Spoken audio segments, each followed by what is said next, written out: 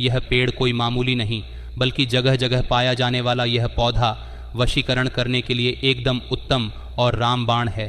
ध्यान से देख लीजिए इस पौधे को, इसका इस्तेमाल तंत्र में कैसे करते हैं और कैसे इससे अपार धन दौलत पा सकते हैं।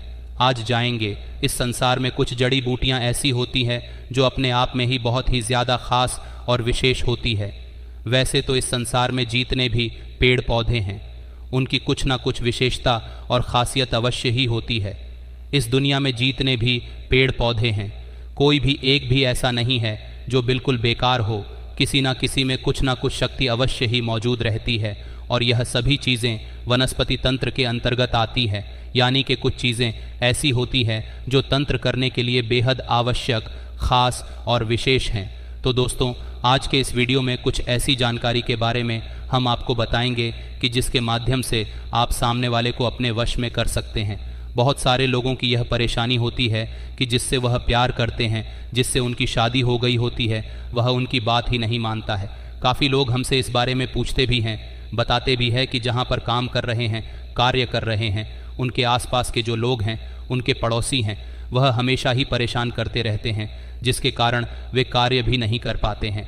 बहुत से जालिम लोग तो ऐसे होते हैं कि केवल बस आपको दुखी देखना चाहते हैं और कुछ ना कुछ प्रयास हमेशा ही करते रहते हैं। लेकिन दोस्तों, आज के इस वीडियो में जो जानकारी है वह बेहद ख़ास है, जिसका इस्तेमाल करके आप सामने वाले को अपने वश में कर सकते हैं और जिस भी तरह से आप चाहें उसी तरह से वह आपसे करने लगेगा। यानी कि अगर वह आपसे शत्रुता रखता है या फिर आपको पसंद नहीं करता है तो इस प्रयोग को करके आप लाभ उठा सकते हैं। इस जानकारी से आप मनचाहा कार्य कर सकते हैं, लेकिन उससे पहले वीडियो को लाइक करके कमेंट बॉक्स में ओम नमः शिवाय अवश्य लिख दीजिए। भगवान शिव की कृपा से साधनाओं की सिद्धि प्राप्त होती है, जिससे व्यक्ति परम सुख को प्राप्त करता है। जितने भी मंत्र होते हैं, जितने भी तांत्रिक क्रियाएं होती हैं, यह केवल भगवान शिव के माध्यम से ही सफल होती है। तो दोस्तों, जैसा कि हमने आपको पिछले वीडियो में भी बताया है कि जो तंत्र होता है, तंत्र की जो क्रियाएं होती हैं, उनमें किसी भी चीज़ की आवश्यकता नहीं पड़ती है। केवल ध्यान के माध्यम से ही तंत्र किया जा सकता है, क्योंकि केवल ध्यान ही वह शक्ति है जिसके माध्यम से कुछ भी पाया जा सकता है। और तंत्र क्रियाएं को करने के लिए ध्यान को ही माध्यम बनाया जाता है और उसी चीज़ को एक्सेस किया जाता है जो सभी लोगों में समान और निश्चित ही होती है। जैसे चेतना सब में होती है तंत्र करने के लिए। आमतौर पर कुछ चीज़ों की आवश्यकता नहीं पड़ती है, क्योंकि यह प्रचंड क्रियाएं होती हैं। जो भी व्यक्ति ध्यान कर सकता है, ध्यान में जब चाहे जैसे चाहे प्रवेश कर सकता है, बिल्कुल शांत होकर बैठ सकता है। अपने दिल की धड़कनों को अचानक से अपने दिमाग का इस्तेमाल करते हुए तेज कर सकता है, स्लो कर सकता है, तो वह कुछ भी कर सकता है, क्योंकि अपने दिल की धड़कनों को बढ़ाना और स्लो करना दिमाग के माध्यम से यह कोई साधारण व्यक्ति नहीं कर सकता है। ये केवल वही कर सकता है जिसने ध्यान को सिद्ध कर रखा हो, और ध्यान को सिद्ध करने के लिए बहुत ज़्यादा प्रैक्टिस की आवश्यकता पड़ती है, जो हर किसी के बस की बात नहीं होती है। जो तंत्र क्रियाएं जानता हो केवल वही व्यक्ति कर सकता है जो ध्यान को पकड़ना जानता हो और दिमाग के संपूर्ण खेल को समझता हो, क्योंकि दिमाग एक ऐसी चीज़ है जो किसी भी व्यक्ति को भ्रम में डाल सकती है। और आपने खुद भी काफ़ी लोग ऐसे देखे होंगे, काफ़ी योगी ऐसे होते हैं कि सर्दी में बैठकर ध्यान करते हैं और उन्हें ठंड नहीं लगती। ध्यान के माध्यम से अपने दिमाग को थामने की कोशिश करते हैं। जैसे कि अगर सर्दी हो रही है तो उस समय दिमाग में किस प्रकार के ख्याल और विचार उठ रहे हैं, उन विचारों को बदलने की बहुत कोशिश करता है। इस प्रकार लगातार प्रैक्टिस करने से वे अपने दिमाग पर विजय प्राप्त कर लेता है। तो ये जितने भी बातें हमने आपको बताई है बहुत ख़ास है। जितनी भी चीज़ें होती हैं यह एक प्रकार की सिद्धि होती है। यह केवल उसी व्यक्ति को प्राप्त होती है।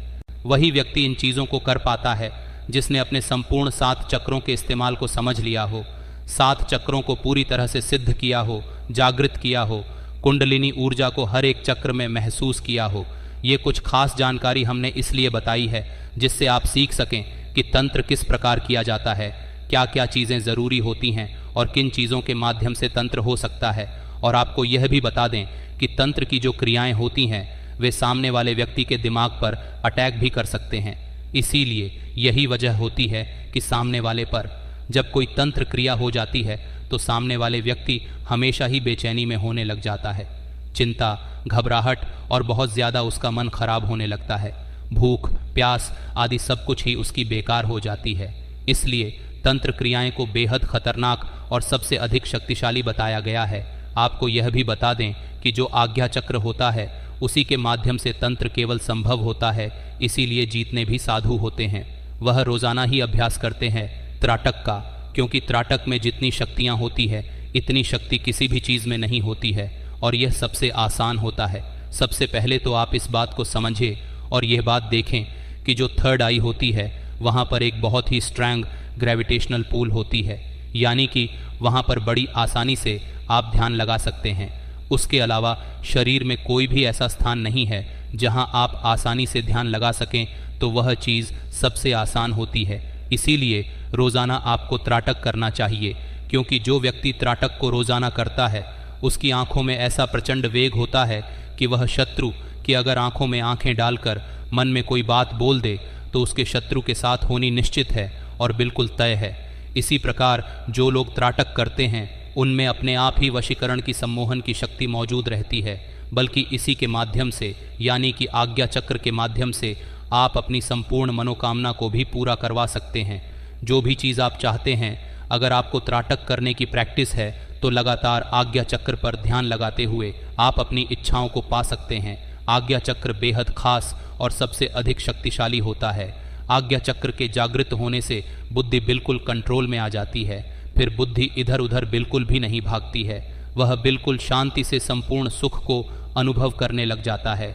लेकिन इस बात का ध्यान रखें कि जब भी आप त्राटक करते हैं तो बिल्कुल भी अपने त्रिनेत्र के साथ ज़बरदस्ती बिल्कुल नहीं, क्योंकि काफ़ी लोग ऐसे होते हैं कि आज्ञा चक्र ध्यान लगाते हैं, बाहरी त्राटक करते हैं, आंतरिक त्राटक भी करते हैं, लेकिन इस प्रकार से करते हैं कि ज़बरदस्ती इस प्रकार हो जाता है कि उनके थर्ड होने पर दर्द होने लग जाता है। तो ऐसे आपको बिल्कुल भी नहीं करना है। जब दर्द होता है तब उसी समय आपको रोक देना है। यह सबसे सरल, सबसे आसान ऐसी क्रिया है कि अगर आप त्राटक करते हैं तो कोई भी व्यक्ति आपके विरुद्ध नहीं जा सकता है, और अगर वह आपके विरुद्ध जाता है तो उसके जीवन में फिर कुछ भी अच्छा नहीं हो सकता है। आज्ञा चक्र पर रोज ध्यान लगाने वाला व्यक्ति सम्मोहन वशीकरण इस प्रकार से बड़ी आसानी से सिद्ध कर लेता है कि जिस चीज़ की वह कामना करता है, चाहे वह कोई भी चीज़ हो, उसके पास निश्चित ही दौड़कर आती है। लेकिन दोस्तों, अगर आप ध्यान नहीं कर पाते हैं, आज्ञा चक्र पर भी आपका ध्यान नहीं लगता है, तो आप कुछ पेड़ पौधों की यानी कि वनस्पति तंत्र की सहायता भी ले सकते हैं। जैसे कि चिड़चिता का पौधा होता है जो बड़ी आसानी से कहीं पर भी मिल जाता है। इसे अपामार्ग भी कहते हैं। यह जो पौधा होता है इसमें वशीकरण की सिद्धियां मौजूद रहती हैं। इसकी जड़ में मौजूद रहती है और यह कहीं पर भी बड़ी आसानी से मिल जाता है। इसकी पहचान ये है कि इसको जब आप किसी कपड़े पर फेंकेंगे तो वह चिपक जाता है।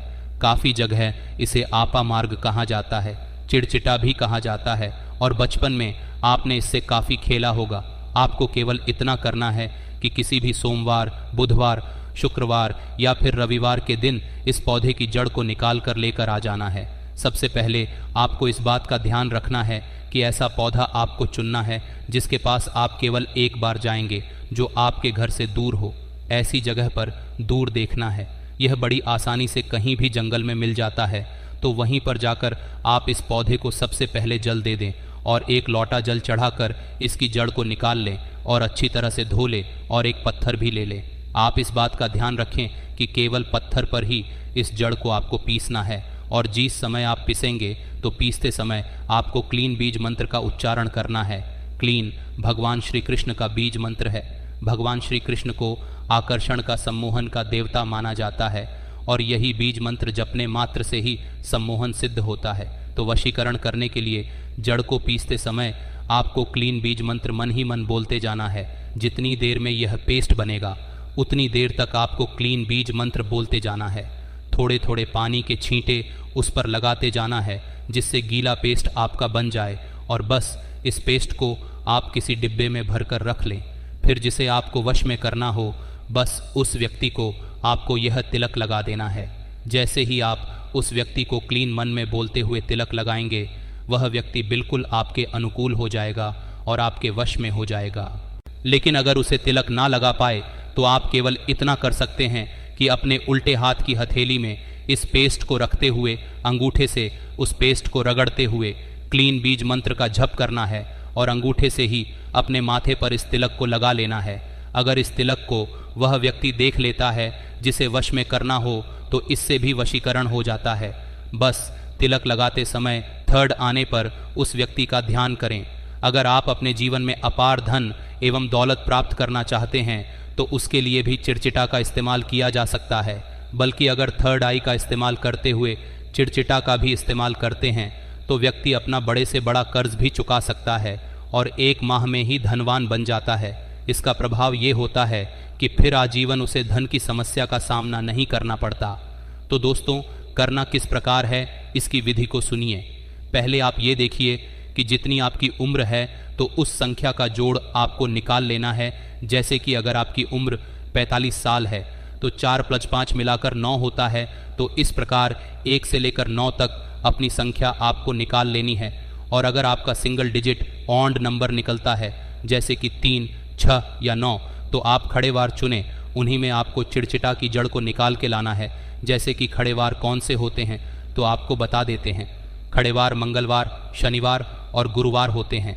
अगर आपकी उम्र का डिजिट 1 निकलता है तब आपको रविवार चुनना है। और अगर आपकी उम्र का डिजिट इवन नंबर निकलता है जो कि 2 की संख्या या 4 या 8 निकलता है तो ये इवन नंबर होता है। तो इसके लिए आपको सोमवार, बुधवार या शुक्रवार चुन लेना है। चिड़चिटा की जड़ को निकाल के लाने के लिए बिल्कुल ध्यान से सुनते जाइएगा, नहीं तो समझ नहीं आएगा तो कोई फ़ायदा नहीं हो पाएगा। तो जैसा कि हमने आपको बताया वैसा ही आपको अपना दिन चुन लेना है और उसी दिन में जाकर के जो है चिड़चिटा पेड़ पर चावल को जल चढ़ाने के पश्चात आपको इसकी जड़ को निकाल लेना है। इसीलिए निमंत्रण आप पहले ही दे के आवे और ये बोल के आए कि हे वृक्षराज, मैं महाकाली का दास, महाकाली का सेवक आज धन की समस्या से जूझ रहा हूँ, कृपया मेरी मदद आप करना, इसलिए मैं आपकी जड़ को कल ले जाने आऊँगा। ऐसा बोल कर आ जाना। इस पेड़ में महाकाली के धन देने वाले गणों का वास होता है। जब आप ऐसा बोलेंगे तो ये वृक्ष खुद भी महाकाली का सेवक है और दास है, तो ये पेड़ भाई मानकर आपकी मदद करता है। तो इसकी जड़ इसी विधि से आपको निकाल करके जो है ले आना है। उसके पश्चात इस जड़ को हाथ में पकड़ के कम से कम 10,000 बार इस महाकाली के मंत्र का जाप करना है। ये धन देने के लिए एक अमोघ मंत्र है। जो कोई भी इसका प्रयोग करता है वह कभी गरीब नहीं रहता है। हाथ में जड़ पकड़ते हुए आप ये मंत्र बोले, ओम क्रीम काली क्रीम धर्मदेही फट स्वाहा। इस मंत्र को आप बोले 10,000 बार बोल देने से यह जड़ सिद्ध हो जाएगी और धन देने वाली, कर्ज का नाश करने वाली और अपार सुखदायक और समृद्धिदायक सफलता देने वाली बन जाएगी। बस इसके बाद इस जड़ को आप पीसकर इसमें सिंदूर मिलाकर के जो है रोज रात को सोया करें और अपने थर्ड आई पर ध्यान लगाया करें और माँ काली से धन की प्राप्ति हेतु कामना किया करें। ऐसा करने से 1 हफ्ते के अंदर अंदर रिजल्ट निकलता है और व्यक्ति के दिन ही बदल जाते हैं। हमें आशा है यह प्रयोग आपको बहुत पसंद आया होगा। अगर कुछ पूछना चाहते हैं तो हमें कमेंट में बताएं, हम आपकी सहायता करेंगे। हम आपके लिए ऐसे ही खास वीडियो लाते रहेंगे। तो बोलिए हर हर महादेव, सबका कल्याण करें।